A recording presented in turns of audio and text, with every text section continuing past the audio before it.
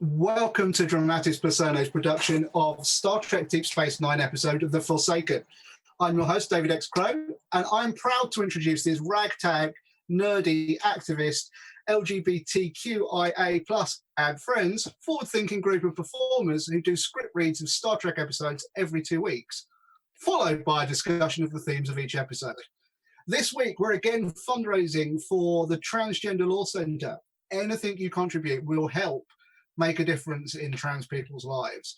All you need to do is click on the Tiltify link up there if you're on Twitch, down there if you're on Facebook, and enter your pledge and enjoy the show. Today we are featuring Kirsten Johnson. Hello, I'll be playing Commander SISKO. Paul Bloomer. Hello, I will be playing Dr. Julian BASHIR. Becks Flatt. Hello, I will be TAXCO. Lael Newton. Hello, I'm playing the Bolian Ambassador VADOSIA. Maksim Rex. Hello, I'm playing LOJAL, the Vulcan Ambassador. Karl St. Lucie. Hello, I will be playing LWAXANA TROI. JB Flatt.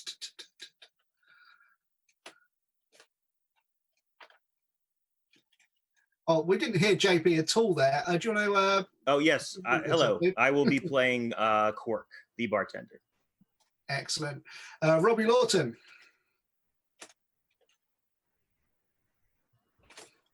Can't hear you either. This is going swimmingly today. Yeah? You can hear you now. I'll be playing Constable Odo. Excellent. We have Noah Stansbury. Hello, I am playing none other than the most important person in the history of Starfleet, Miles O'Brien. Absolutely. I'm playing the computer. We also have JP Ray. Hello, I'm playing ANARA, and that's Miles O'Brien's strong right hand. We have Randall C. Brown. Hello, I am playing Jadzia Dax. We have Steffi. Hello, I'm playing Kira Nerys. And the glue that holds us all together, we have Casey Lowry. Hello, I will be doing the narration. And with that, let's point our runabouts at the station formerly known as TerokNor, engage the warp drive, and launch into The Forsaken. Exterior, Deep Space Nine. Station log, stardate 46925.1. We have been honored with a visit by a delegation of Federation ambassadors on a fact-finding mission to the wormhole. Fortunately, I have just the officer to take them off my hands. In Quark's bar, BASHIR is with a Vulcan, LOJAL, a Bolian, VADOSIA, and an Arbizon, TAXCO. They are all middle-aged, intimidating, and in a bad mood. BASHIR is uncomfortable and defensive in his attempt to be charming. Only wish there was something I could do, Ambassador. Madam Ambassador. Madam Ambassador, but all the guest quarters in the station are roughly the same size. Then move me to the crew level. All the quarters on the crew level are currently occupied. Then someone can move. You, for example. She did the same thing during the voyage here. She's never satisfied. At least I didn't bother the captain every hour with some new suggestion on how to run his ship. He welcomed my suggestions, as I'm sure your commander SISKO will welcome them, if we ever get to spend any time with him. Commander SISKO is very busy. With what? With the recalibration sweep? What are you recalibrating? Everything. It's a sweeping recalibration of all systems. I cannot speak for the others, but I would be fascinated to observe this recalibration, Doctor. You would? After your long trip, I thought you might enjoy stopping by a holosuite. Are you actually suggesting we indulge in one of those disgusting suggesting Ferengi sex programs? No. The holosuites are capable of many different other programs. Of course, that's what he was suggesting. The Arbizon are so sexually repressed. Why, this is outrageous! Perhaps we could all just get some rest. I did not come all this way to rest, Doctor. I would like to see your facility. A first-year officer assigned as our liaison. Starfleet Command will hear of this. Ambassador, Madam Ambassador, I only...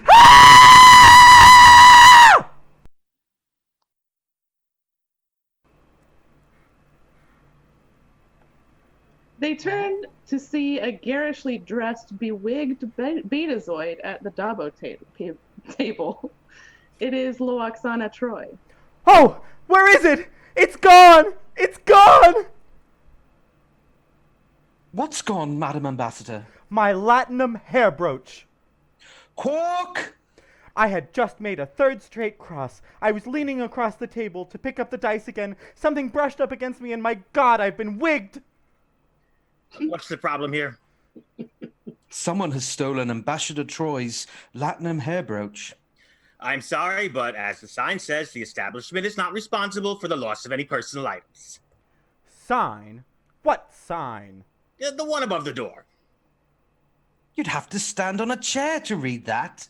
House rules. I'm very sorry. Have a nice day. LWAXANA grabs QUARK by the lobe. You are dealing with a daughter of the 5th house, holder of the sacred chalice of Rix, heir to the holy rings of Beta Z. Not my ear, please! Yes, and I know where it hurts the most, you little troll. Now, I want this room sealed, and I want everyone in it strip searched until you find my brooch.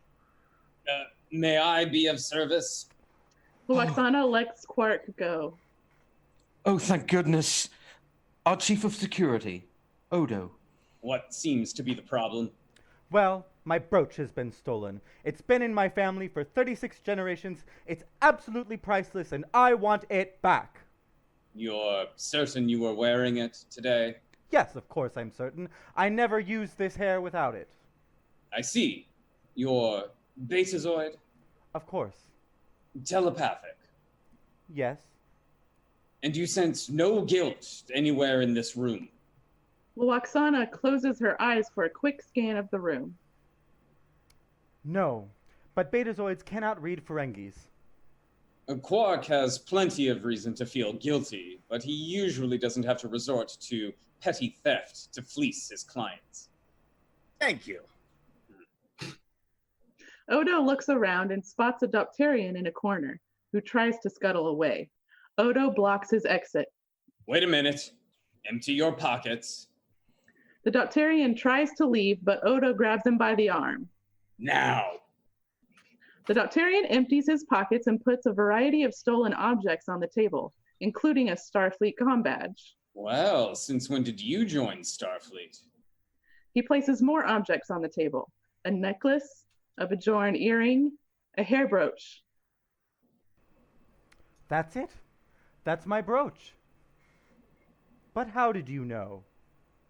Dopterians are distant relatives of the Ferengi. It made sense that since you couldn't read QUARK, you might not be able to read this charming fellow either.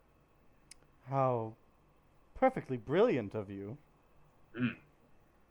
Odo nods. He pushes the Dopterian toward the door. As he exits with his prisoner, LWAXANA trains her eyes on him. Doctor, I want to know everything there is to know about your security chief. End of teaser. Into Act 1. In Ops, O'Brien is working on a panel. Computer, is the diagnostic on the fusion power plant finished yet? Affirmative. The fusion power plant is operating within normal parameters. What are you talking about? It's 13% below normal. Cardassian specifications accept operating efficiency within 20%. Well, I don't. ANARA. A Bajoran woman comes over. Yes, sir. How much do you know about the carbon reaction chambers? I've learned a little about laser-inducing fusion. Not much more than the basics, though. It's a bloody inefficient system, and I'd trade it in for a Federation model tomorrow if I could, but it's all we've got. Do me a favor, keep an eye on the exhaust plasma temperature. ANARA nods and walks over to a console. Computer, increase deuterium flow by 5% to reaction chamber 2. Procedure is not recommended. Look, I've had enough of your opinions, damn it. Just do it. Procedure is not recommended. Consult Cardassian Operational Guidelines, paragraph 254 alpha, now on screen. I don't want to read your tech manual. Fine, we'll do it ourselves.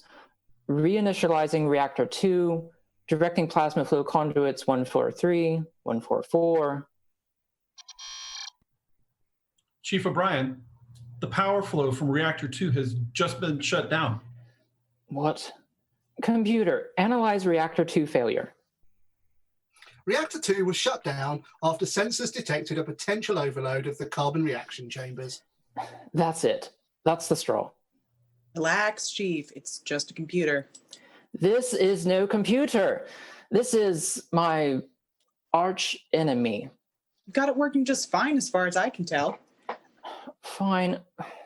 With all due respect, Commander, as an engineer, I couldn't look at myself in the mirror if I allowed this computer to perform as it is now.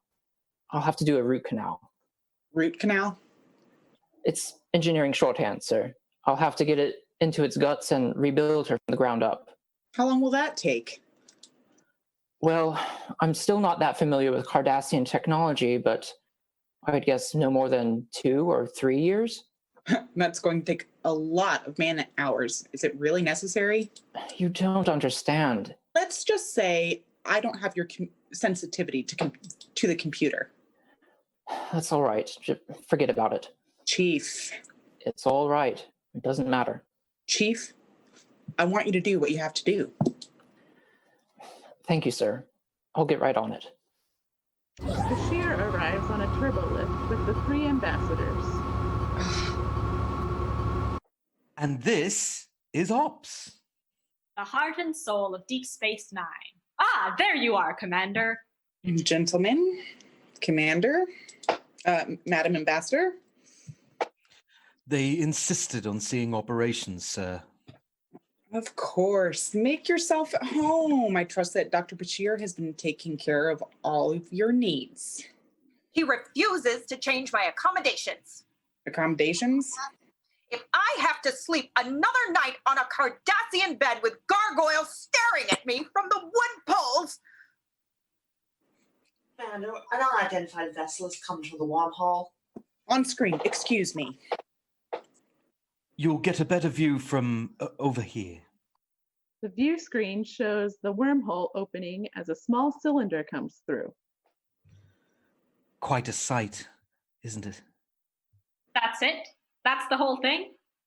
Oh, yes, it is. I was expecting more somehow. Scanners aren't picking up any life forms on board. A probe? Might be. I'm reading an extensive computer array, but no signals to suggest it's trying to maintain contact with the mothership. Are the computers compatible with ours? It's hard to tell. I don't recognize any known subprocessor patterns. Obviously, the young woman doesn't have the necessary experience. Perhaps I could be... The young woman over there has over 300 years' experience, Ambassador. I might have better luck if we towed it into the docking ring.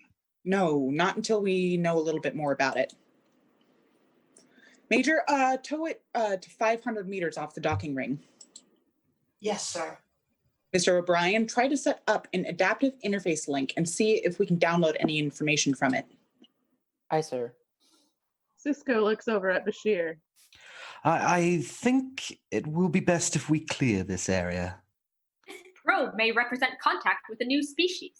Commander, I think it would be appropriate for at least one Federation ambassador to be present at this historic occasion, and since I have a particular interest in first contact procedures... I appreciate your interest, Ambassador, and to keep you all informed, I'm scheduling a briefing at 0400.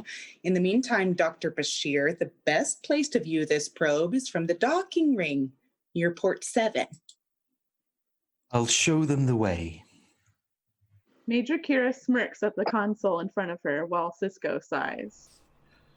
In the security office, Odo taps at a data pad, completely engrossed in his work. He doesn't notice LWAXANA watching admiringly from the doorway, dressed to kill. Such concentration, such intensity, such a passion for your work, tracking intergalactic malefactors. Most people find it rather tedious. Tedious? No, those of us who have been beneficiaries of your heroism would never call your work tedious. We've learned that on this station you are the thin beige line between order and chaos. That's my job. Now, what can I do for you? You haven't lost anything else, I hope. Only my heart. I beg your pardon? LWAXANA walks closer to Odo. Is Odo your first or last name? Yes. Ah, then I can just call you Odo. It has a certain lyrical quality. Lyrical? Odo. It rolls off the tongue. LWAXANA moves even closer. I have a lot of work to do. I understand you're a shapeshifter. That's correct. I've never been with a shapeshifter. Been with? I've heard you're the only one of your kind. So far. All the men I've known have needed to be shaped and molded and manipulated. Finally, I've met a man who knows how to do it himself. She has backed him up against a console and is leaning in for a kiss as Odo leans back. Is that the comm? I think it is. Excuse me, I've got to get to ops. Odo races out of the room. LWAXANA smiles as she watches him go. End of Act 1. Commercial break. Hey everyone, we hope you're enjoying today's episode of Forsaken. We're just going to take a short break to remind you that if you wish to help support our fundraising effort for the Transgender Law Centre, please click on the Tiltify link above if you're on Twitch, below if you're on Facebook, and enter your pledge. We appreciate your help in supporting a cause we all believe in. And now, back to the episode. Act 2. O'Brien and Dax are working at their stations in ops. Initiating high-resolution scan. Memory nodes located. Proceeding with data transfer. Yeah, there you go. Who would have thought? You seem surprised, Chief. Well, knowing this computer, I would have thought I would have had to reconfigure the whole emulator module to make it compatible with the probe, but it's cooperating for once. Transfer of data is complete. Well done, computer. Computer, run standard code translations on probe data. Isolate syntax results. Processing. Stand by. O'Brien beams. In the commander's office, SISKO is working at his desk as Odo approaches the door. Come in. Yes, Odo. Commander, I have a problem.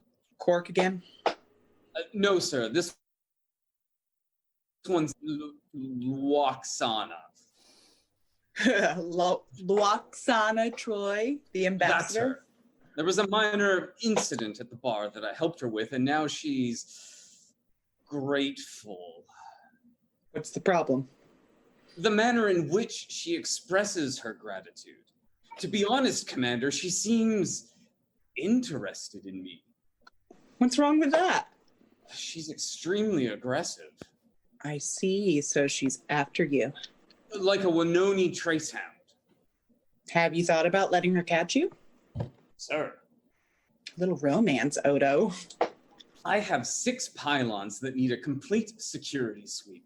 I don't have time for romantic interludes. Frankly, in my humble opinion, most of you humanoids spend far too much time on your respective mating rituals. It does help the procreation of one species. Procreation does not require changing how you smell, or writing bad poetry, or sacrificing various plants to serve as tokens of affection. In any event, it's all irrelevant to me. Oh, I'm sorry to hear that. I would appreciate it if you would do something about this woman. Me? Just tell her to leave me alone. Constable. You can handle thieves and killers, but not one Betazoid woman? I understand thieves and killers. I don't understand her. I can't help you, Odo. I'm just trying to avoid a diplomatic incident. I don't want to insult the ambassador. A reasonable concern. I suggest you handle the matter with great delicacy. I don't handle delicacy very well. Back in ops, O'Brien and ANARA are working at an engineering console. The probe appears to be made out of some sort of cornium alloy. Analysis of all sub-processor modules is complete. Already. On screen. Lieutenant. Dax comes over to O'Brien's station and looks at the screen with him. No science modules, no communication system, and enough computer capacity to run a Galaxy-class starship. It's very odd. That's an awful lot of computer hardware to simply navigate a probe. Kira joins them. Anything? Nothing to suggest the probe's mission, or any hint of its origin. On the promenade, Odo checks that the coast is clear before stepping off the turbo lift, but LWAXANA spots him. Ah, there you are, Odo.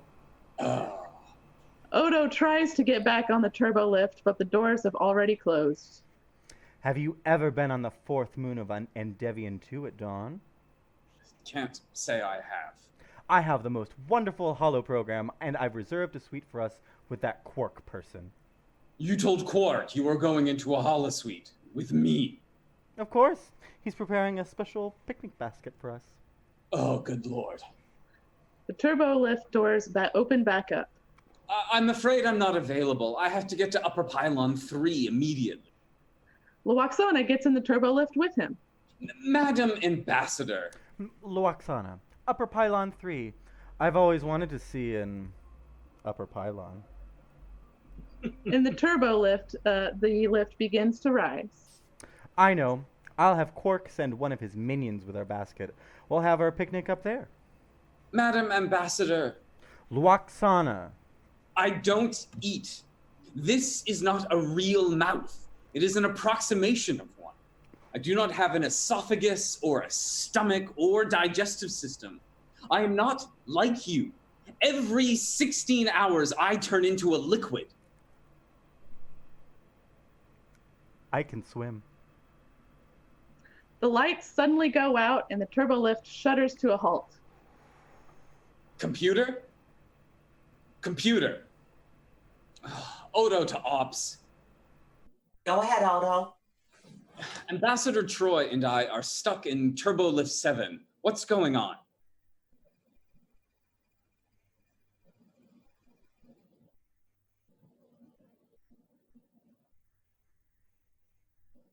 Sorry, sir. I seem to have the mute button on. Power to the pylon turbolifts has failed.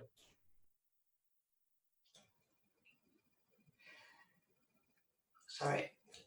We're reading a turbo lift failure, Odo. We'll beam you out. Locking on. Prepare to transport. Ready. Energizing. Dax shakes her head as nothing happens. Well?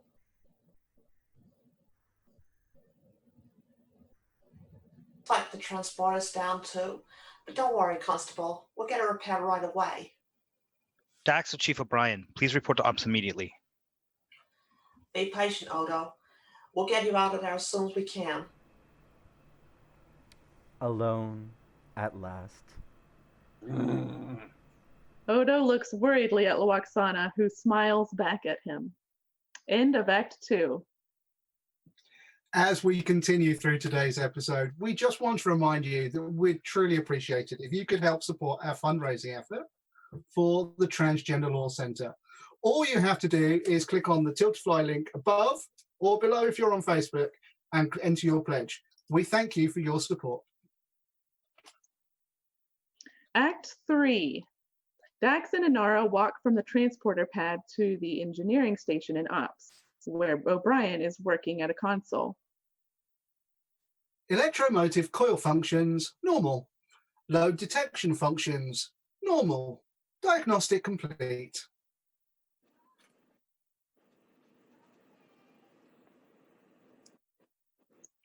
You're on mute. I don't get it. Every component of the turbolift power net seems to be operational. We can't find anything wrong with the transporter. Right. Everything's working, except nothing's working. How do we get our people out of the turbolift, Chief? If we were on a starship, I'd reroute the EPS power flow in a couple of hours, but with this computer, there's no telling how long it'll take. Get it started. Care to, Odo? Yes, Major. I'm sorry, but you're gonna have to stay put for a while longer. Define a while. I wish I knew. On the turbolift, Odo and LWAXANA are standing in the dim light. By the way, Cardassian turbolifts run exposed multi-phase alternating currents through their positioning mechanisms. So don't try to shapeshift your way out. I wouldn't think of it. Besides, it wouldn't be polite. I didn't hear that. It wouldn't be polite. Understood. Carry out. Do you suppose that we're actually in any danger? Not if we remain calm. Well, then we might as well enjoy ourselves. Take the opportunity to get to know each other. I'd really prefer to pass the time quietly. Quietly? Quietly. Of course. Thank you. They stand there awkwardly. LWAXANA looks at Odo admiringly. The quiet man. Mm-hmm. You know, I've always been attracted to quiet men. Odd, isn't it? But maybe there's more truth than we realize to that old axiom that opposites... Odo gives her a sharp look. Quietly. She sits down on the floor with a sigh. Odo. Yes. I don't think I can. Can what? Well, you don't have to say another word as long as we're here, but I think I really need to talk. I understand. He sits down next to her. There's nothing to be afraid of. Oh, of course not. No. Things could be much worse. Really? My daughter and I were once trapped aboard a Ferengi cargo ship, and it was dreadful. Well, all right, it wasn't actually dreadful. It was mildly lamentable. And it was all because of that loathsome daemon. Well, actually, he wasn't altogether loathsome. He was just slightly repulsive. But he did have a certain charm in an insufferable sort of way. Of course, he was totally at the mercy of his uncontrollable passion for me, which means he wasn't all bad now, was he? You know, it wasn't all passion. There was some negligible commercial interest involved, but oh, the passion. That was perfectly real and kind of sweet in a way. He was so helpless. At first, it was totally a question of expediency when I made love with him. What are you looking at? Oh, nothing. I was just wondering how many volts are in that exposed circuit. Well, frankly, by the time one thing led to another... In the commander's office, BASHIR and SISKO are talking. Think of it as an opportunity, Doctor. You never know when a friendly ambassador is going to be in the right place at the right time to help your career. Another hour with them could destroy my career. It's a simple job. Just keep them happy and away from me. Simple? Nothing makes them happy. They're dedicated to being unhappy and to spreading that unhappiness wherever they go. They are the ambassadors of unhappy. All of us have had these assignments, Doctor. Have you, sir? As a matter of fact, Curzon Dax used to take perverse pleasure in assigning me to take care of VIP guests. Ah, so now you take the same perverse pleasure in doing it to me. Exactly. May I ask, sir, when you graduated from this sort of assignment? The day I hit one of the guests. Hit one? It was a simple misunderstanding over his attempt to coax a young ensign to his quarters against her will, but... They exit the office and walk into ops. Don't hit one of them, Doctor. I'm not nearly as understanding as Curzon was. Yes, sir. Bashir leaves. Commander, can I talk to you? It's about the computer, sir. Still giving you problems? No, sir, that's just the thing. It's not. It rerouted the EPS power flow in less than an hour. That's good news. How soon can we get Odo and the ambassador out? We can't. It didn't activate the turbolift circuits. Don't ask me why. You must have some idea what's wrong. I want you to listen to something. Computer, analyze Ops O2 sensor readings. All sensors read between 14.3 and 14.4 KSC. Computer, restart all shield generator subsystems. Shield generator subsystem set to active status, reading 98.3% efficiency. Do you hear that? Hear what? The voice. It's not the same attitude. It sounds like the computer. Sir, when you work with a computer as much as I do, you get to know it. They're all very different. Working with the Enterprise computer was like dancing a waltz. With this computer, it's always been a wrestling match. Until we started downloading the probe. You think some kind of program from the probe is influencing our computer? Well, it's got to be more than just a program, sir. The computer's whole personality has changed. It's not resisting any commands, offering any opinions, giving any arguments. And there's this one other crazy thing I'm almost afraid to mention. What's that? Every time I leave, something happens to bring me back. Bring you back? To the computer, like the failures to the turbolifts and the transporters. A few minutes ago, I was working at the transporter pad, and the comm lines went down. When I broke for a quick bite to eat, we had a replicator failure. It's almost like the computer doesn't want me to leave it alone. You almost make it sound like a child. End of Act 3.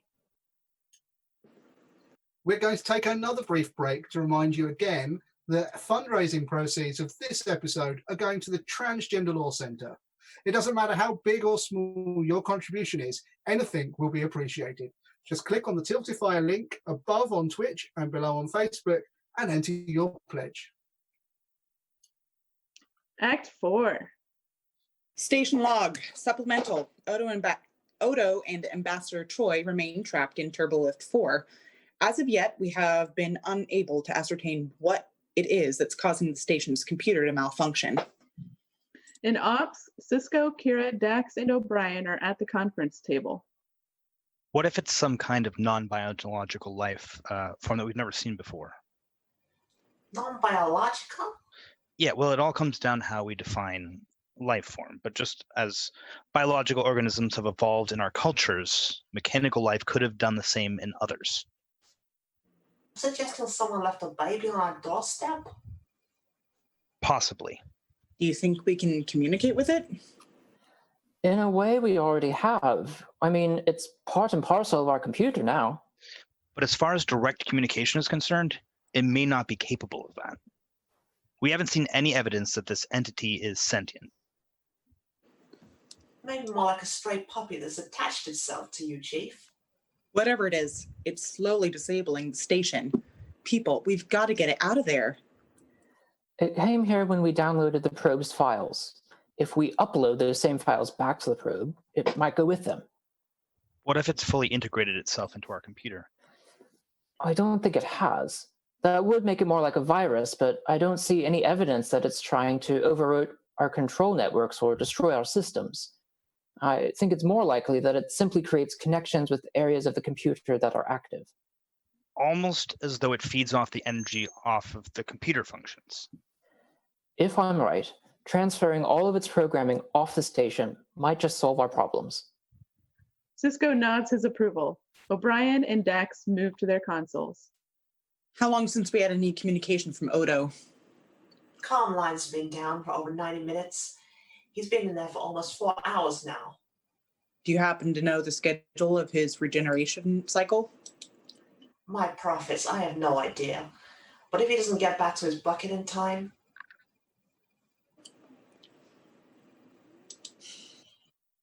SISKO Now, after some time has passed, we see O'Brien working at his console. Subspace emitter aligned. Outgoing data stream activated. Computer, upload all probe commands. Stand by. Unable to complete requested function. Please abort and retry. Reset subspace emitter and reinitialize the data stream. Receptors open. Completed. Upload all probe command sequences back to probe's computers. Stand by. All lights and power in ops go out. O'Brien turns to SISKO. It's not as easy as I thought it would be, Commander. Emergency source lights are coming on one by one, but it's mostly dark as BASHIR and the 3 ambassadors walk through the promenade. Is it just the lights or the heat too? I didn't bring any warm clothes. Temporary. I've been reading the reports of your chief of operations, Doctor. They gave me the impression that he was a competent engineer. Chief O'Brien. He's one of the best in Starfleet. Systems functioning. Well, you know, out here in the edge of the frontier, it's just one adventure after another. Why don't I escort you back to your quarters where I'm sure we can all wait this one out? And Odo are still sitting on the floor of the turbo lift. Odo is looking a bit shiny. Well, enough about me. Enough about me. Tell me about yourself. I'm really a private man. Yes, of course you are. Is that hair real? It's real in that it is me. It is not real hair. How did you do it, your hair? It took a great deal of practice. You studied hairstyles? I imitated the hairstyle of the Bajoran man who was assigned to me. Assigned? To study me at the research center. He was a scientist.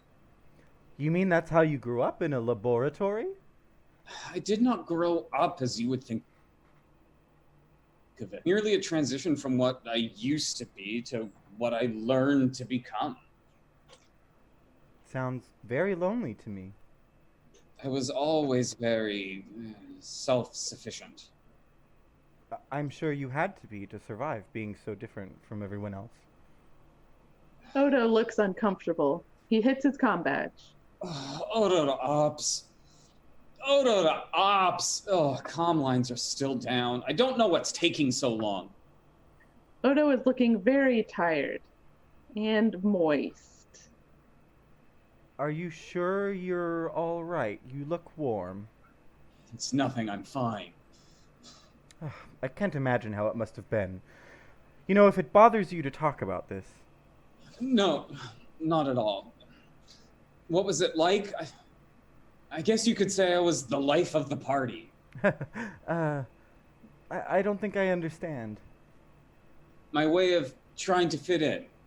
I found I could be entertaining. Odo, be a chair. Ooh, I'm a chair. Odo, be a razor cat. Wow, I'm a razor cat. Life of the party. I hate parties. Perhaps you've been going to the wrong ones. Come to one of mine, Odo. I'll make sure that all the guests are there to entertain you. Odo almost smiles, but he has trouble holding his head erect. Oh. No, you're not well. No, it's fine. It's just... I told you I turn into a liquid every 16 hours. Well, I'm in hour 15. Emergency lighting is now on in ops. Ready, Commander. How long do you expect it to take? If it works, we ought to be able to get all of the probe's files manually transferred to the 6 isolinear rods in less than 60 seconds. Let's do it.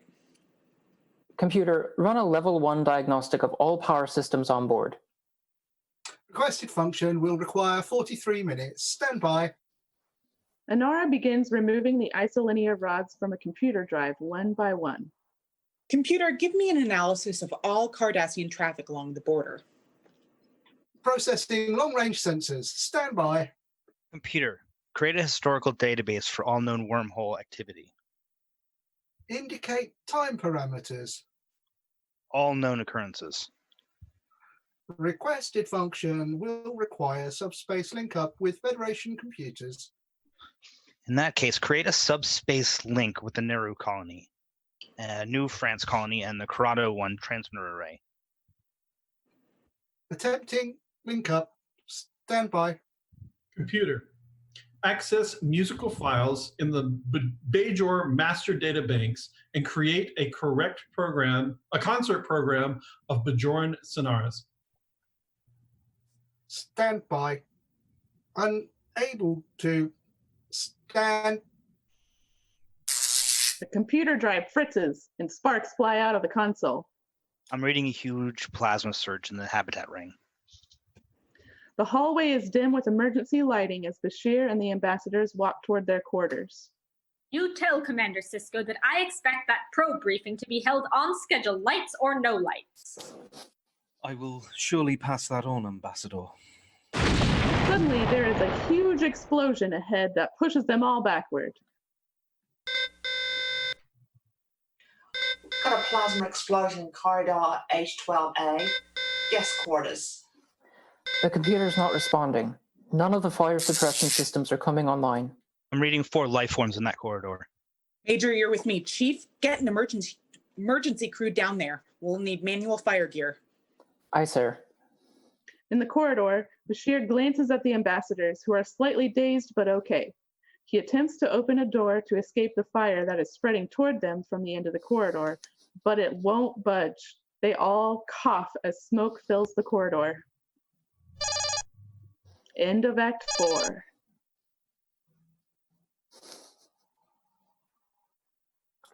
As we approach the conclusion of today's episode, we'd like to ask you once more to help us support our fundraising effort for the Transgender Law Centre.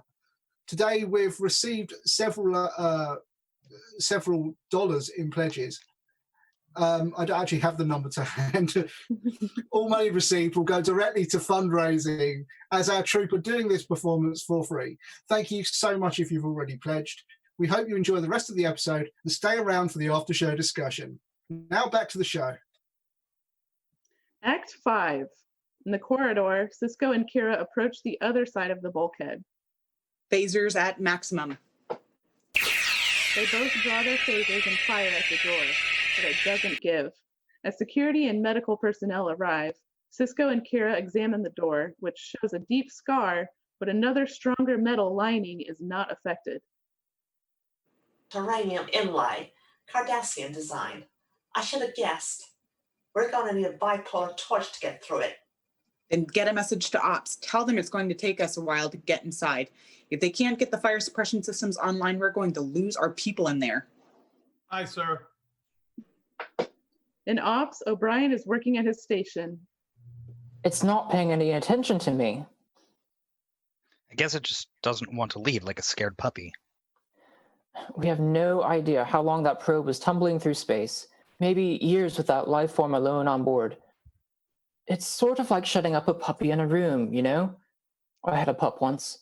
If I had to lock him up, he'd scratch forever at the door, trying to get out. I'm not sure I know what you're getting at. Pups don't like to be left alone. They like attention. This one's certainly getting a lot of it. That's right, and so it's no wonder that it doesn't want to leave. Okay. But how does that help us? Everything we've seen suggests that this entity likes to be where the action is. It seems to feed off the energy of an active computer. We've been trying to separate it from what it thrives on. We've got to do the opposite. The exact opposite. Lieutenant, I've got to build a doghouse. In the turbo lift, Odo's back is turned to LWAXANA, and his neck looks very wet. He is breathing heavily as he touches his comm badge. Odo to Ops. Odo out. Odo, turn around. I can't. It's beginning. It's all right. You don't understand. No one has ever seen me like this before. Not even the scientist who was assigned to you? That was different. It was only research to him. You don't have to be ashamed with me. I'm not ashamed. It's a private matter, that's all. How can I make it easier for you?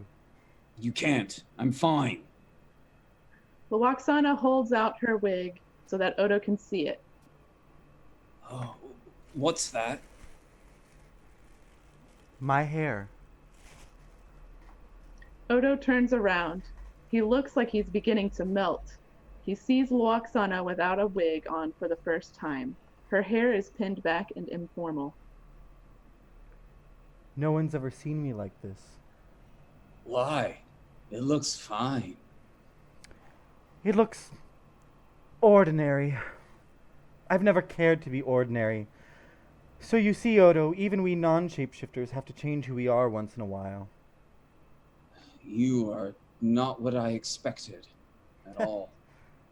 No one's ever paid me a greater compliment.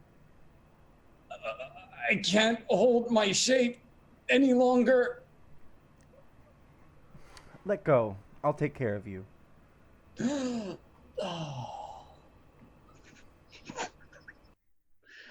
Odo transforms. Odo transforms into liquid and falls into LWAXANA's skirt, which she has held out to catch him. In the corridor, SISKO is shooting a cunning.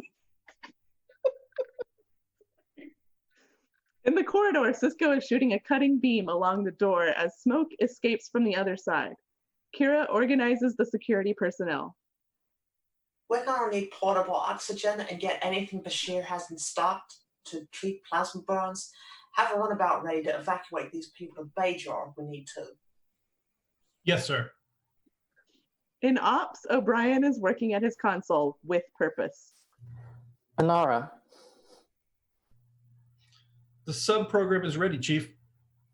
Computer, analyze subprogram labeled PUP. Requested subprogram is a series of bidirectional data transfer and monitoring commands. Reroute all main computer backup functions through this subprogram. All backup functions rerouted. Great. Okay. Computer, now, listen carefully. I want to transfer all probe command sequences out of core memory and Stand by. Great. Great. Okay, computer, now listen carefully. I want to transfer all probe command sequences out of core memory and into subprogram PUP. By. Transfer complete. In the corridor, SISKO looks up as the lights come back on. Thanks to SISKO. Fire suppression is responding. All systems are back online. Can you get in? He uses the manual door switch. We're in. The door opens, blackened by the fire.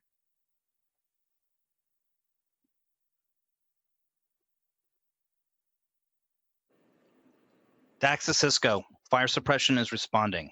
All systems are back online. Can you get in? He uses the manual door switch. We're in. The door opens to show the corridor charred and blackened by the fire. The inside paneling has melted and fallen away from the walls in twisted piles of rubble. A pair of medics start to pick up a stretcher, but SISKO shakes his head. They put it down. Nothing could have survived this. Debris. We better advise Starfleet Command. A hatch cover tumbles off the wall and BASHIR crawls out. Are you all right? Here, take my hand, Madam Ambassador, and watch your head. Call me TAXCO. Ambassador, are you all right? Yes, thanks to Julian. The doctor was remarkably calm and logical for a man of his years under such severe conditions. We'll be putting him in for a commendation. Leave. Nice work, Dr. BASHIR.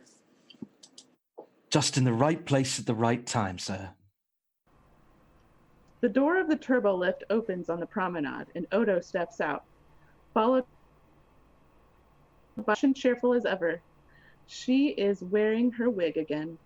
Well, it's about time. I know that wasn't exactly what you had in mind for your picnic.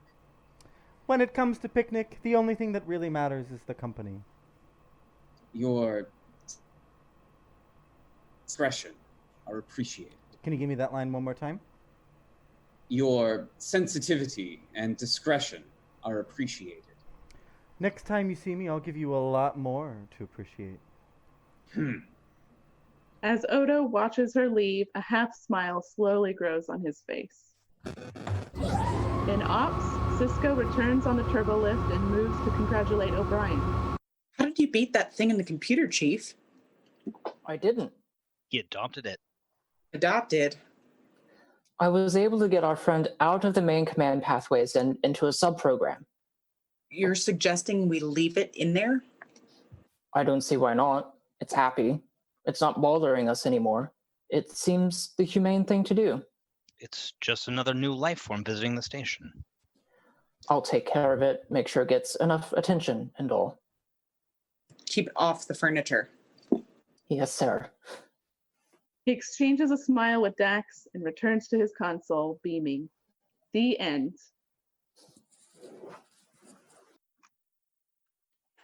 Well done, everybody. That was the end of The Forsaken, Deep Space Nine. I think we're going to cut straight to credits.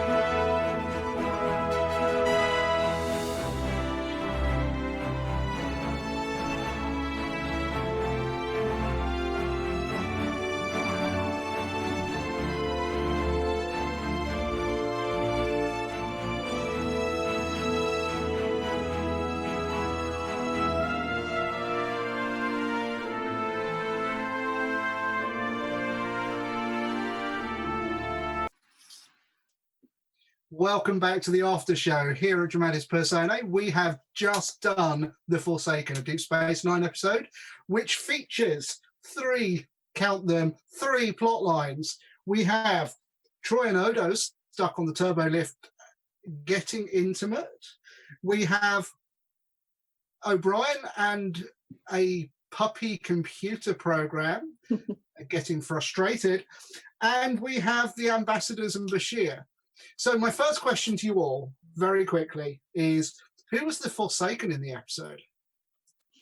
The computer program. Okay. Yeah.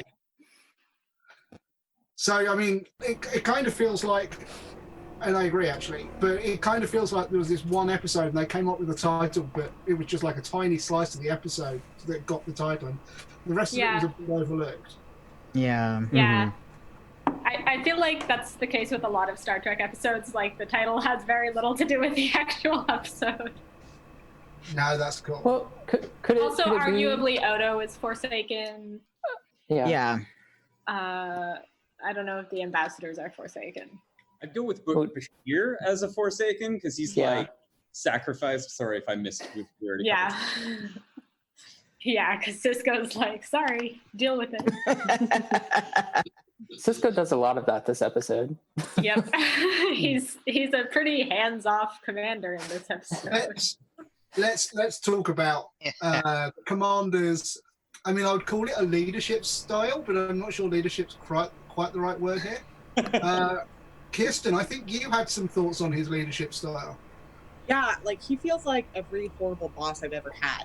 Like he's sloughing off responsibility onto like everyone else. He doesn't take like responsibility for anything. And then like anytime any of his employees come to him, he's just like, well, deal with it. You know, like he doesn't offer any actual advice. He's kind of an asshole in this episode. Right. Yeah. The other way to look at it is This that is a season 1 episode, isn't it? Yeah. Yeah. Yeah, so this is before they knew what they were doing with most of the characters. Paul? Yeah, SISKO just doesn't have time for anybody's bullshit. No.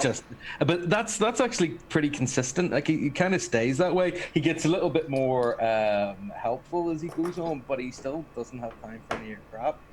Yeah. Like I understand like not putting up with anyone's crap, but just like not like doing anything. Like literally in this episode, I think the only thing he did was like he helped blast through the door, but like that was pretty much it. You know, like he didn't solve any problems. Right. Like, Well, and I mean, somebody comes to him with basically a sexual harassment concern. Yeah. He just completely blows it off and tells him, he like "Oh, why laughs not? and is Why like, not yeah. go with it? Just have some fun. It's romance." Yeah, and then in another conversation, he talks about how he punched an ambassador because they were sexually harassing somebody, but it was a male sexually harassing a female. Exactly. Yeah. So it's But it was like, only matters because it was a woman being sexually harassed. Right. Because she needs to be saved by SISKO, Right. apparently. They should Yeah. be complimented. This is what we say. This is what we mean when we say that toxic masculinity is bad for everyone. yeah. Have men in these situations and then like, oh, why don't you enjoy it? Right. I'd be interested to know what Majel Barrett's role was in that. You know, like I wonder if it really was just about kind of like letting her do her thing. You know. That seems to be what she did throughout Star Trek, was just whatever she wanted. Yeah. Yeah, I mean, so Majel Barrett Roddenberry, of course, was, as everybody knows, the wife of Gene Roddenberry. Although not right at the start. It's worth pointing out that that relationship was far from linear, shall we say. But she was a recurring character for several seasons on The Next Generation. Although, interestingly, she didn't appear on season 6 of Star Trek The Next Generation so that she could appear on this Deep Space Nine episode. A fact which Marina Sirtis was most upset about. I believe she said something like, "It's my mum, she should be on my show." So, Right. you know, TROI has a really interesting relationship with people. Do you think she actually built a relationship with Odo here? Do you think she learned anything from it? Maybe Karl, you could talk to that very quickly.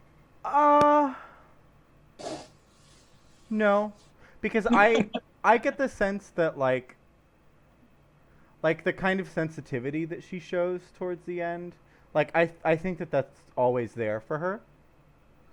You know, I think that and you know, you see at the end she makes, you know, a final pass at him. So I think at the end of the day, like, yeah, I don't know that she changed at all over the course of this episode. Yeah. Yeah, I think she learns that if you wear someone down for long enough, eventually they will literally fall into your lap. And, Wait, that doesn't work? No, that's not how it works. Well, I mean, it seemed to work this time, but that may have been a plot device. I have real love for LWAXANA because she just says what she feels. She's got no filter. She goes after what she wants. The downside to that being is like she cannot read a room. For a telepath is quite extraordinary. I disagree. I think it's entirely intentional. Fair. Okay. Yeah. Also, I think she enjoys making people uncomfortable. I think fair. Yes. Well, I think she just thinks that's fun. Yeah. She's not used to having any kind of filter for thoughts because no one on Beta Z does. Right. So like she that's just true. whatever's on her mind just comes out of her mouth, no matter how that makes other people feel, because that's the culture that she comes from. Cool. I guess we sort of have to assume that because we never see Beta Z, do we? Anywhere? Not what I recall. But that makes perfect sense. Yeah, it's kind of for the first episode that she's in The Next Generation, she's like definitely a full telepath mind reader and keeps kind of harassing Picard, saying that he could read all the dirty thoughts in his, you know, dirty little head. So, you know, I think and she doesn't understand why that's just horrifying for a human being. Doesn't she do a thing where she talks to Deanna? You're just using her mind. And Deanna's like, no, stop that. You know, like Deanna's like, that's rude. There are non-telepaths here. Yeah, it's like, well, I also think it's fun to think about. I mean, I'll admit that I didn't watch this episode in prep for this, but like, I mean, she also is the voice of the computer, right? So like, how do you pronounce it? Majel? Yeah, Majel Barrett. It's like she has like these two like very dichotomous roles, right? She's like completely subjugated as the computer, and then in LWAXANA TROI, she's completely her own person and can't be controlled by anybody, you know. She's also, isn't she? She's number 1, right, in the original pilot, and right? Christine Chapel. She voices the computer on the original series as well. That very sort of robotic voice. That's her. Oh, really? Yeah. Nice. Yeah, she was literally until recently the only person who had been in every iteration of Star Trek. Yeah. Providing the voice of the computer, including, if I recall correctly, the JJ universe. But that was where, and it's alleged, I don't know how true this is, it's alleged that she recorded all the phonemes as well so that they could use her voice in the future, but I don't think they've actually done that. So I suspect that might be apocryphal. I don't know. I think that may be true. I've heard that as well, yeah. Yeah. So let's come back to Odo in a second. But first of all, let's say thank you to Paul, who's given a very generous donation of $20 this evening. And that takes us up to a total of $85 at the moment, which we've raised for Transgender Law Centre. Now, we always want some more. So there's an opportunity to give, which is up there if you're on Twitch, and it's down there if you're on Facebook. So click away, make a donation. Doesn't matter how small, it makes a difference to somebody's life. We're all in this together, so let's support our brothers and sisters with the Transgender Law Centre. Let's turn very quickly to Odo. Did Odo learn anything from this? Robbie, why don't you kick off with that as you provided our melting chum's voice this evening? I mean, I think, so someone mentioned before the show started, while we were chatting beforehand, that like Odo does learn some vulnerability here, but it's only because he's forced to, and that's not a great scenario to find yourself in. Having said that, I agree with that assessment, and I think he does learn, at the very least, to not judge a book by its cover. So even though the situation he's put in with LWAXANA is not great, he clearly, by the time they come out of that turbolift, they have an appreciation for one another. So I think that's sort of where he comes around, is that he learns that people are maybe a little more complex than they might present at times. And also, like, I mean, this issue of Odo kind of being like extremely stodgy and boundaried and, you know, incapable of vulnerabilities, and ongoing plot point in DS9. And I almost wonder if this ever could have been accomplished with any character except LWAXANA TROI. You know, someone who has no boundaries, you know. Mm-hmm. And someone who's not on the station on a regular basis. This is someone he knows he's not going to see again for a very long time. That's true. And it makes it easier somehow. Did Robbie, do you think that his interactions with LWAXANA paved the way for his romance towards Kira? Spoilers! It's an interesting question, because like if you watch this episode without knowing the context of what comes later, you could almost read Odo as being aromantic or asexual. Like it's not that he's not interested in LWAXANA, he's just not interested in the idea. And I almost wish that they pursued that a little bit more instead. Yeah. It was the mid-90s, so. I mean, I do still read him as on both those spectrums anyway, because like Kira's the only person he's ever actually interested in, and then he does sleep with the female changeling like once, but that was kind of just I don't know, a random. These things happen in a thing. relationship, right?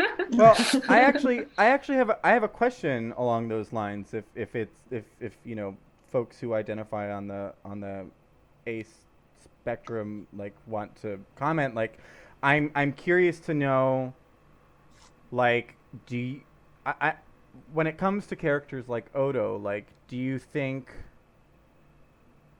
I guess I'm curious as to the origin of that for him, right? Like, is he just not interested in relationships because of the specific way he was brought up, like in a lab, and then he was kind of like a party trick?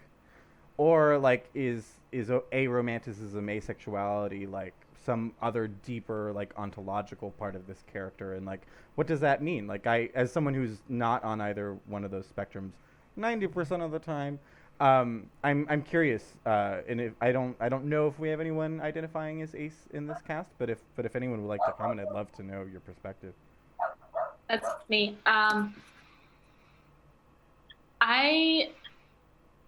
I mean, you know, Star Trek has this whole tradition of characters who are like outside of the human norm and are trying to fit in, you know, with Spock and Data, and Odo's one of them, 7 of 9. There's like at least one in the main cast of every series. So I think Odo just experiences relationships and emotions and everything just so differently from everybody around him. Like, it's the same thing with Data, who, you know, claims to not have emotions, but he clearly does. They're just not the same as human emotions. So I don't know. I just think that romantic and sexual attractions, as humans and humanoids experience them, are just not something that's part of Odo's experience of relating to people. But then, one exception, apparently. Oh, well, yeah, sorry, I have one follow-up for that, which is, like, if you think about, I mean, spoiler alert, if you think about shapeshifters or changelings, kind of like as they reveal themselves over the course of the show, there is this feeling of like this utter communion with each other, right? And so I'm curious to know, like, is like, what are the components? Like, is that sexual? Is that romantic? Like, in terms of like how he exists, like, as kind of an individual of this very communal species, like, what's your kind of take on changelings and their sexuality?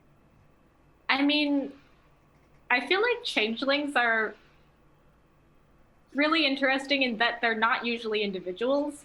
You know, like in The Great Link, there isn't like this changeling and that changeling. They only exist as individuals when they leave.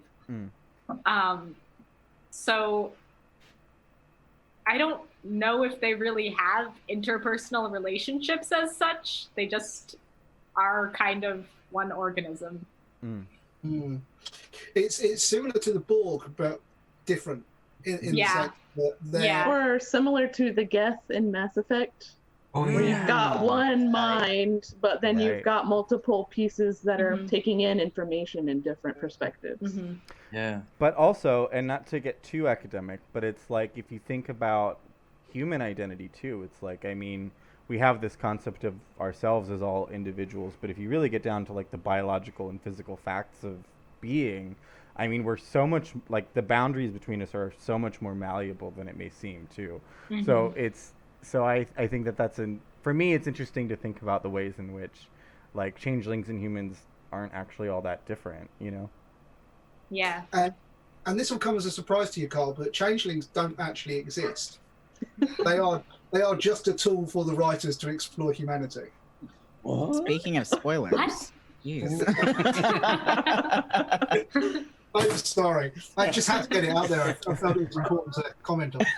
It's just making me think. There's this moment when the other changeling who left the Great Link shows up on the station, and he just likes to link with Odo just wherever, and he's in the middle of the promenade. He's like, "Link with me," and Odo's like, "What, here? We can't do that here."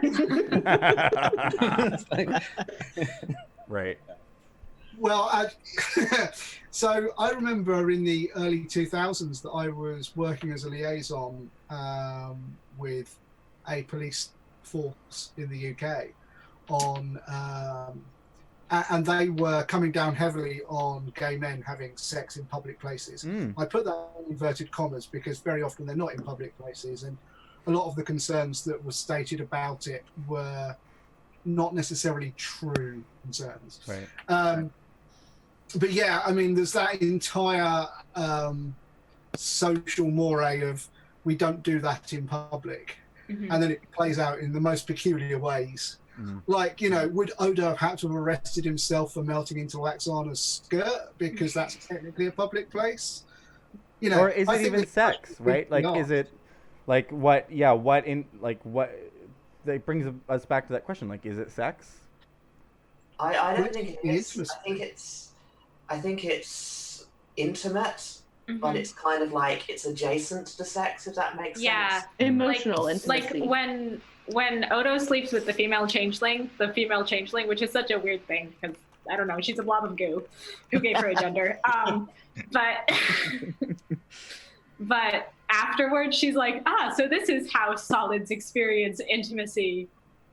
It's like nothing compared to the link. Yeah. So, and how do they even know how to do it? You know, like what did they actually do? You know. Well, that's a good point because that sort of implies Odo's done his research. Or what happened in the laboratory was a lot darker than what we've been led to believe. Well, and also, when it comes to Odo's sexual relationship with Kira, I'm interested then in like questions of fetishization, right? Because like if Odo has no physical form, like any physical form he takes to please Kira is essentially at the whim of her attraction. So what does that mean? Well, there's the one time when he turns into a golden cloud just because he's like, you have to understand that I'm not actually a humanoid. Like, I can be anything. Here, I'm a golden cloud. And she's like, wow, awesome. Yeah. So objectification of changelings, big issue on Deep Space Nine, and one that we'll probably come back to at some point. I just want to remind our viewers, all three of you, are you listening to this? Do you have some questions to ask us about the reading we just did? Do you have thoughts that you want to share with us? Ask away in the comments, either on Facebook or on Twitch, and we will ask your question. In the meantime, let's change tack slightly and come to our ambassadors. Now, Star Trek has a rich tradition of ambassadorial behavior, which would frankly be completely out of place in the United Nations today. Their behavior is very similar to that of the Admiralty, where they come along and you just know that they're going to cause more problems than they solve, which is really not their role. So perhaps I think we have three of the ambassadors are on here. Perhaps Becks, if you could start. How did it feel being an ever so helpful ambassador trying to make Dr. Bashir's life easier? First of all, can you hear me at all? You're very quiet, but we can hear you. Okay, sorry, I'm having problems. Anyway, my character had a lot of problems and let everybody know about it. And that was really fun. And I tried to play it like Jessica Walter. Yes. Yeah. Because that's totally what that lady did, except at the same time that, concurrent to Jessica Walter. Anyway, it was really fun to be a squeaky wheel and then at the end be like, oh, call me TAXCO. I thought that was really cute of that character. Yeah, it was an interesting turnaround. I mean, apparently saving people's lives changes their view of you. Perhaps there's a lesson there on treating people gracefully before they save your life. Or if you treat them like crap, they'll save you anyway. I don't know. That's probably it. That's not a great lesson to learn. LOJAL, how about your ambassadorial interpretation? How did you feel that went? So Vulcans in general can be kind of, straight-faced and straight-laced and everything, and not a lot of fun to watch. But and we don't do straight faces on this show, do we? No, none. They're not allowed here. As queer as possible. Yeah. I did like though that this is a Vulcan that we see for only a few minutes. But I mean, all of us watching, we know what this ambassador is interested in, and not on a very like, I have no emotions kind of way, but in a like, I want to see the tech, I want to do the stuff, I want to see the engineering and everything. So I like that about LOJAL. I think he actually has. They all have the things that they're interested in, but it was cool to see a Vulcan who has that interest while not playing the usual, I'm better than humans because I don't feel things or I know how to control my emotions. It was just like, let me see your computers, let me see your engineering stuff. So I like him. Lael, you played VADOSIA. I did. I don't know what to say. He's fun. He's just like, I need to look at my script. He just thinks he knows better than everybody else about everything and wants to be involved in everything. He's like, no, let me stay here and talk to the probe because it's first contact and I know how to run your ship better than you. So he's very annoying, but he's not too bad. I like him. So, Paul, you played Dr. Bashir, and whilst Lael, Max, and Becks said their characters were fun, how much fun do you think Dr. Bashir had dealing with their overbearing, arrogant, and slightly superior attitudes? Well, he's not terribly pleased with his assignment, and I can kind of get that. Like, he's the chief medical officer, and he's running around after these ambassadors, and it just doesn't seem like, surely there's people that really need treatment for stuff. I don't know. Yeah. Julian's he's a fun character for me, especially through like the early bits of Deep Space Nine, because he's so weird and he's such a creep. But he's also very earnest and very keen, and that comes across in like how he speaks and how he sort of bounces around the screen a little bit. So yeah, he's a fun character to play, especially in the early seasons of Deep Space Nine. So whilst we're with you, Paul, I don't know if you noticed, but Noah was playing Chief O'Brien today, and I feel like there was some Atlantic drift in his accent. Will he be barred from Ireland if he visits? It actually reminded me of an old teacher I used to have. Yes. I liked it. I thought it was good. Well, I mean, I guess old teacher is what you're going for, Father Daddy. So, I mean, yes. Yeah. So you're very gracious, Paul. It's actually kind of interesting thing with like older people in I don't know how much in Ireland, maybe more so in Northern Ireland, the Republic, but certainly in the UK, there's definitely a thing with older generations of people trying to hide their accent they were born with, or not born with, but they grew up with, sort of out of respectability. And you do get people who kind of drift in and out of a regional accent and RP. Yeah. So I think that happens in the States too. People trying to suppress their regional identities. Yeah. Mm-hmm. This was a thing in Canadian politics as well. Any Canadian diplomat who was serving, particularly in the UK, up until about the 60s or 70s, put on a fake British accent because they thought no one would take them seriously otherwise. I mean, well, the good news is we didn't take them seriously at all, so it didn't matter. and that's why we've got Brexit. So Noah, you played a very frustrated Chief O'Brien who was given charge of a puppy, and it sounded to me like your solution to this was to lock the puppy in a kennel and sort of, like have a shoot with food into it and then ignore him the rest of the time. How did you feel about that?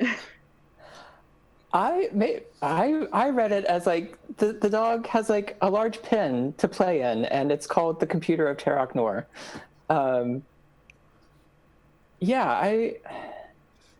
It's really interesting to me to like observe O'Brien's like realization that like this thing that he's fighting, and he can only like interact with it by inference. Like this entity is like coming through the mask of the computer, and he like, I think like comes to genuinely have a fondness for this entity. I don't know if we ever hear from the entity again, but yeah, I was just like, I had forgotten all about this little plot point in season 1. I don't think they ever mention it again. I guess the rest of the show, we just are meant to assume that. I guess O'Brien this computer puppy feeds it regularly and it just stays in its pen. It's like a little Tamagotchi. Yes, exactly. I wonder if it like grows up and becomes a whole grown-up dog. It's just a Tamagotchi left in a drawer somewhere. Hopefully it doesn't have too many poops, around. O'Brien goes and cleans up the poops. That's the next Replicator episode sorted. Right.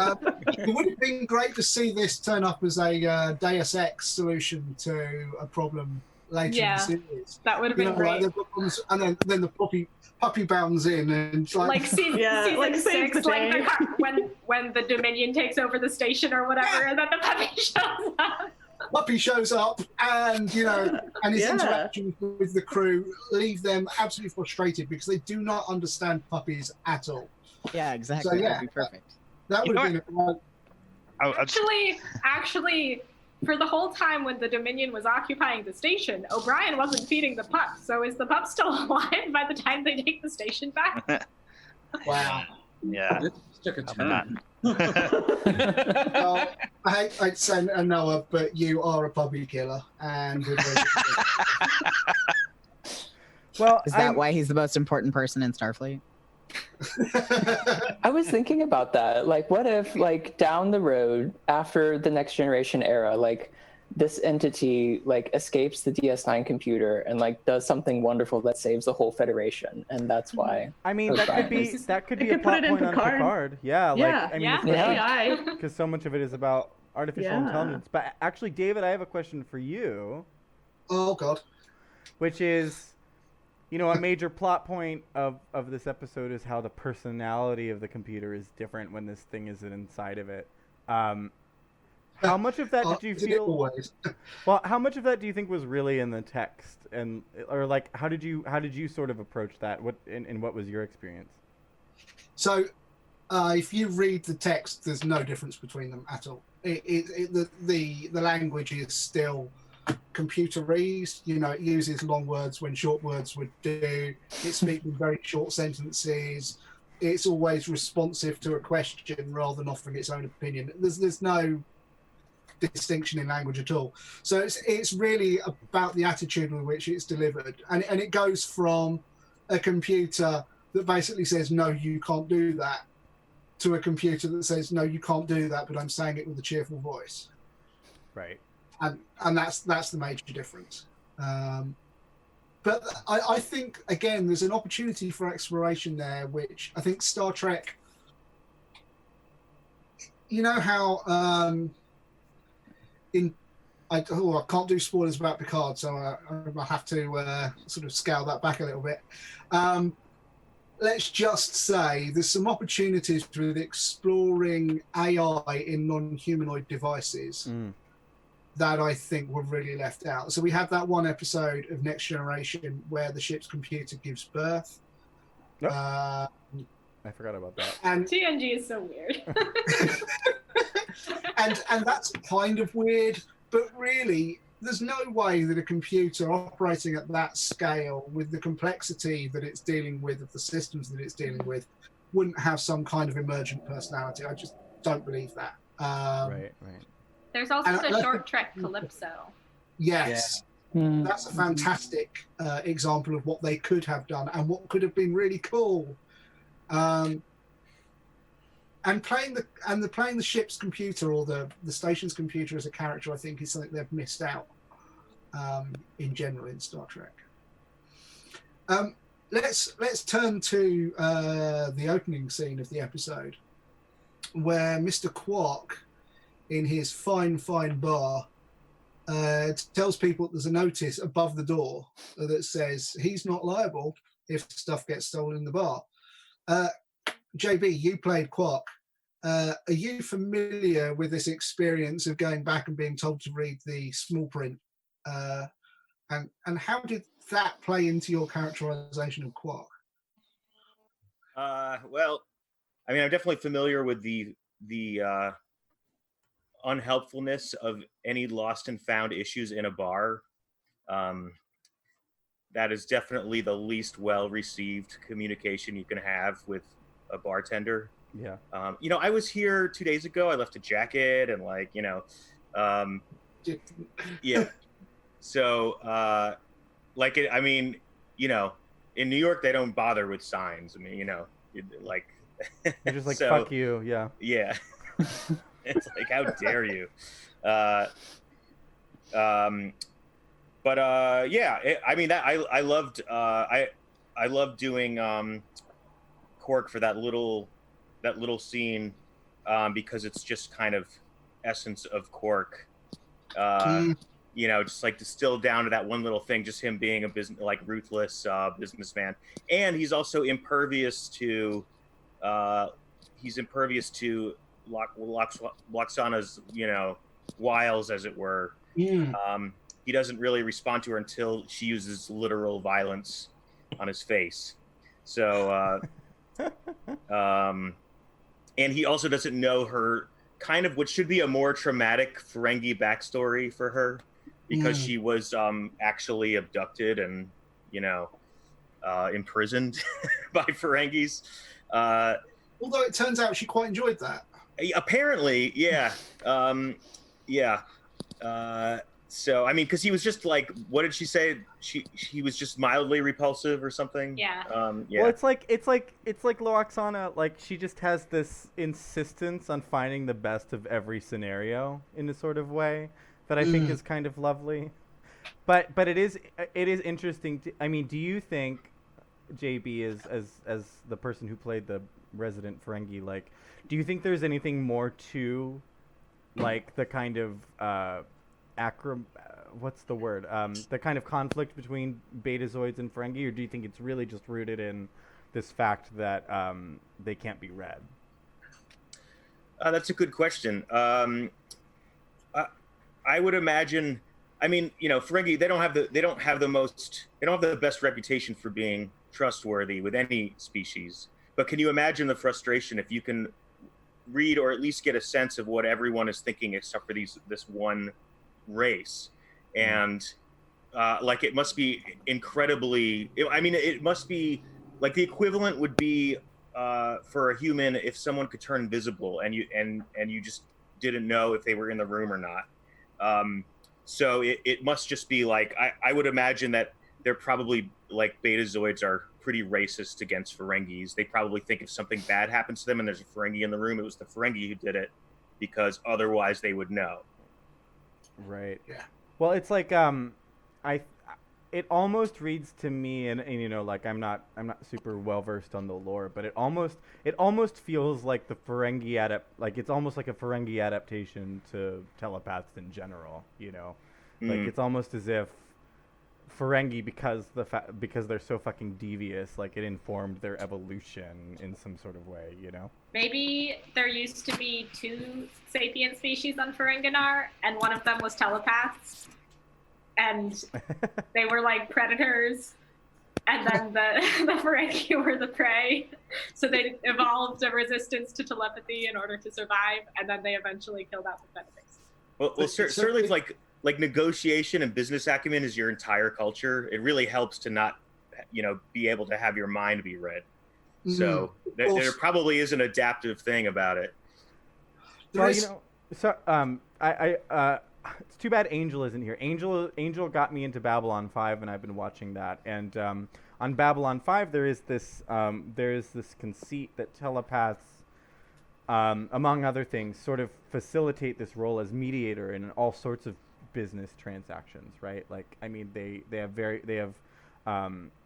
very specific limitations on the times when they can use their telepathy, but they're almost always there. How far into Big 5 are you at the moment, Karl, by the way? I am in the middle of season 3. Okay, so about telepaths, you cannot tell him at this point. Yes, I like the way they're introduced, but that's sort of like that becomes a code of ethics, but it's almost a code of slavery rather than a code of ethics.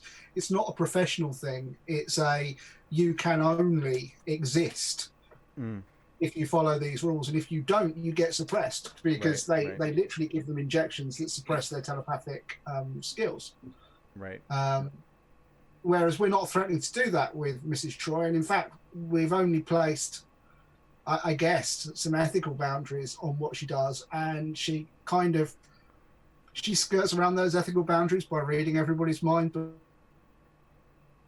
not doing anything serious about it, apart from the one time she recognized that the fish people were going to blow up a conference. Right. Yeah.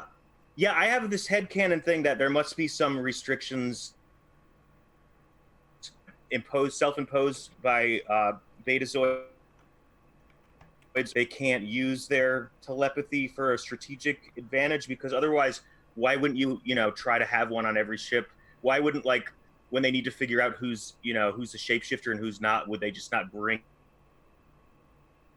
hire a Betazoid to just, that like, obviously the real reason is because then there would be no storyline, but like, that is something that I actually read online once, a fan theory that's why Betazoid really early is because that's like the key to their undoing.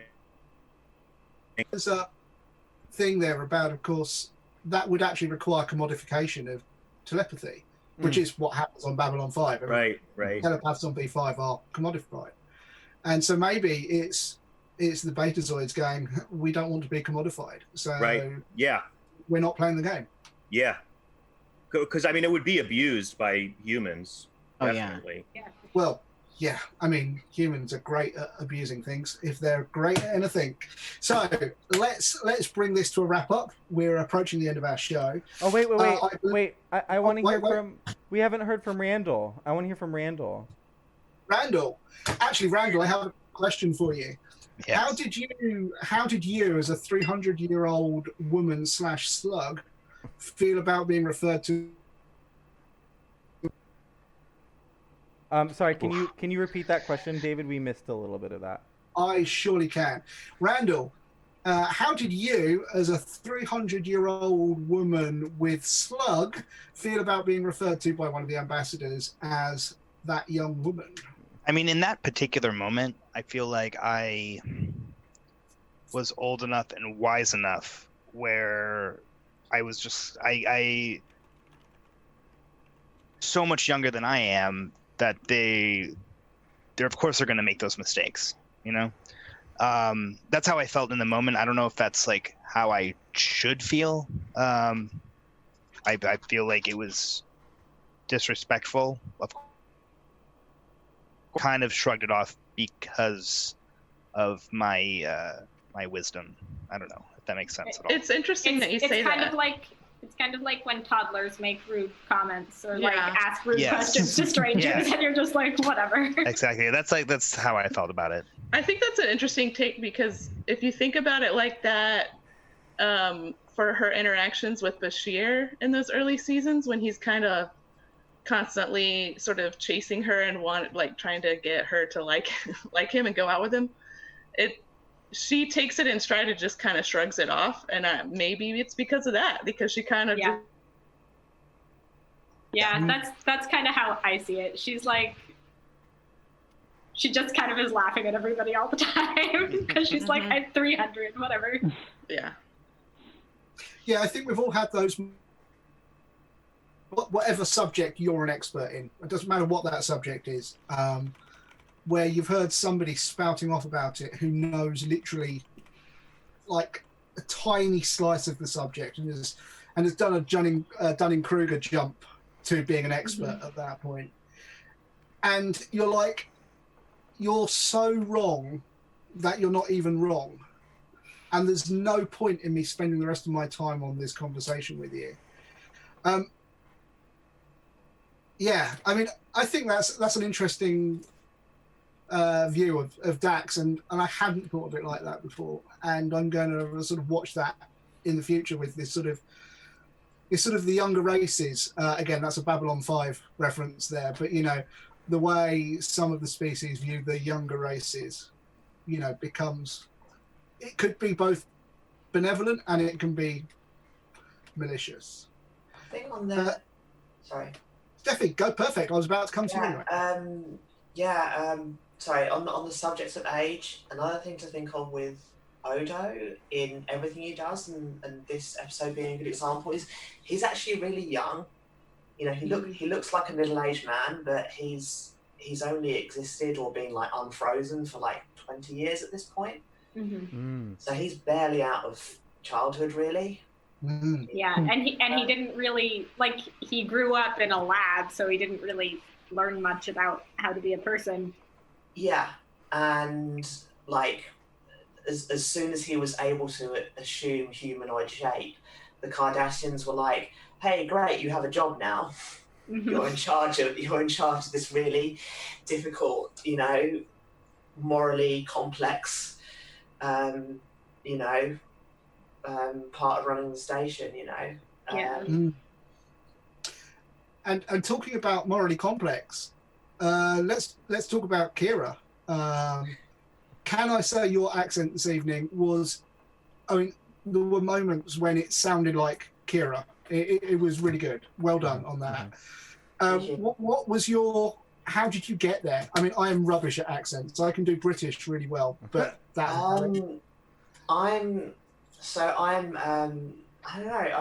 kind of a like Angel. I'm a bit of a language nerd, so I'm thinking a lot about the specifics, like the actual phonemes and that kind of thing. And I'm just really fascinated about how you can kind of hear the history of a place in its accent.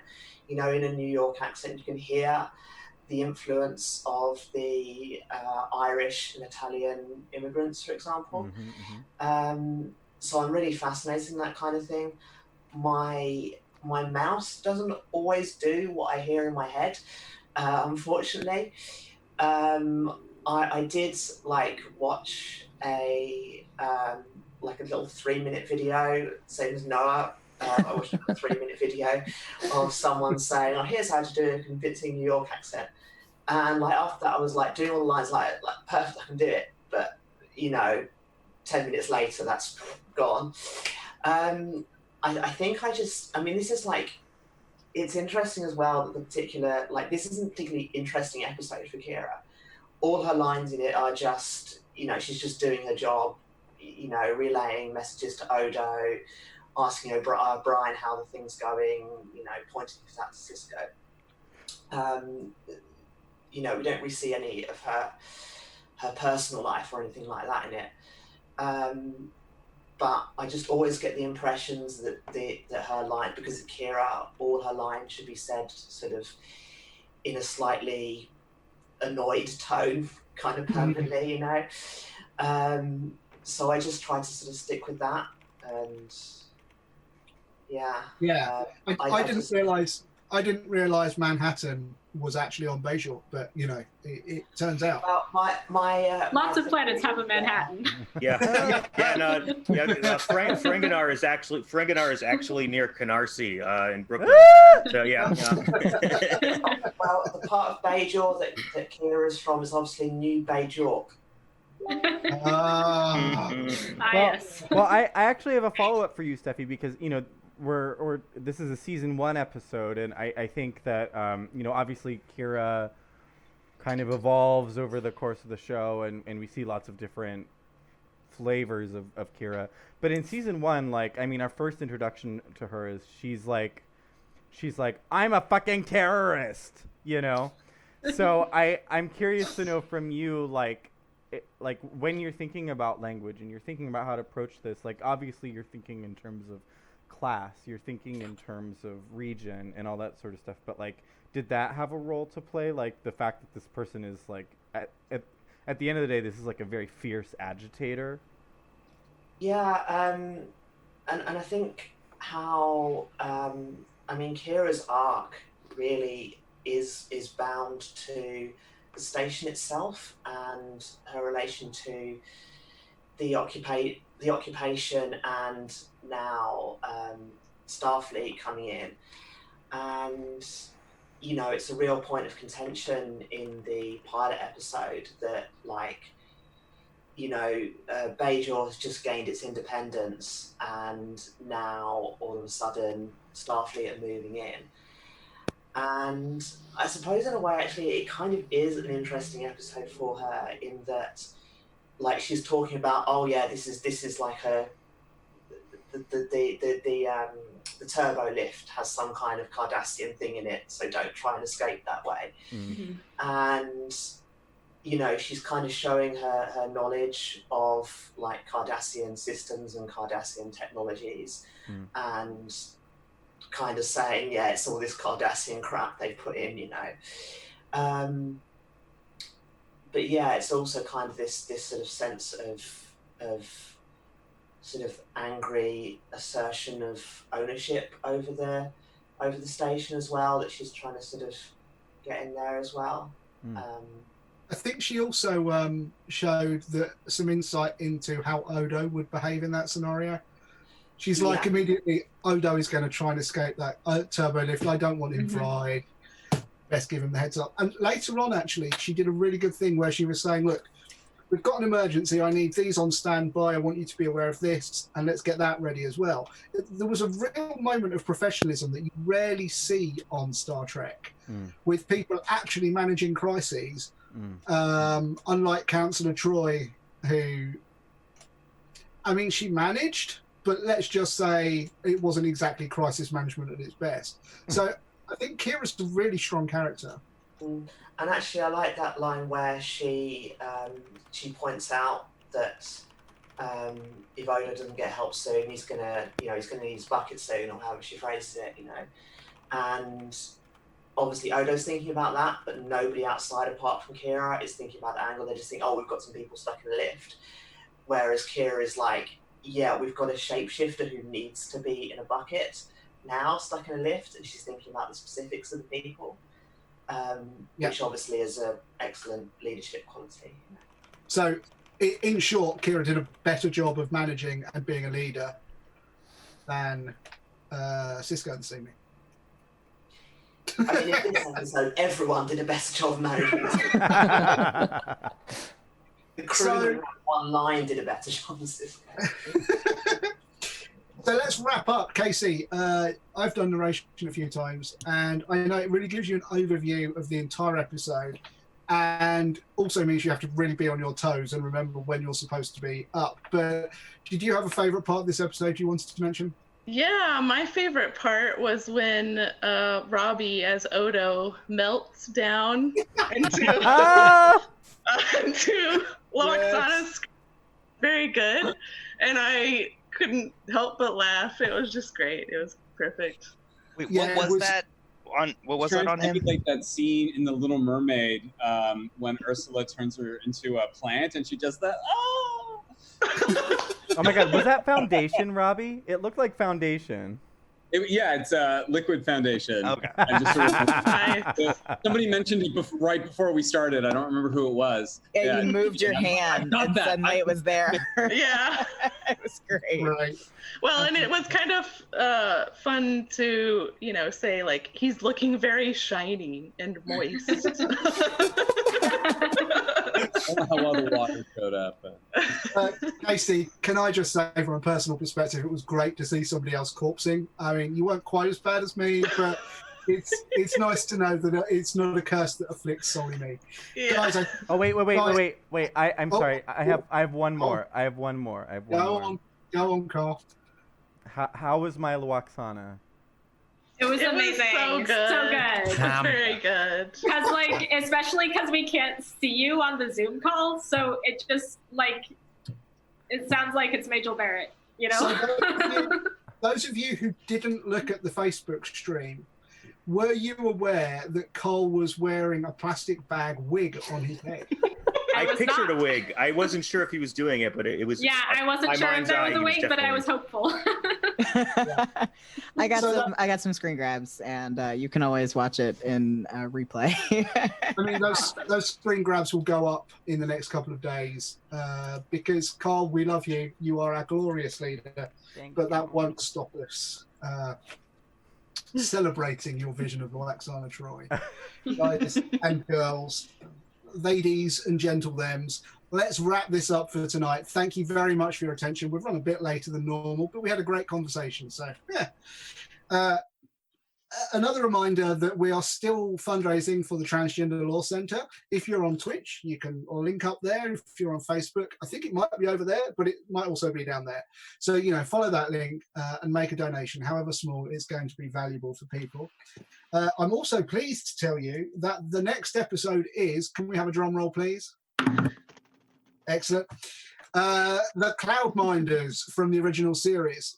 So I believe that is a great episode in which Kirk visits a planet where the rich people live on a sky city and the poor people live underground in the mines. I'm sure that's not an allegory for anything, and we'll look forward to the after show next week when we can discuss that in more depth.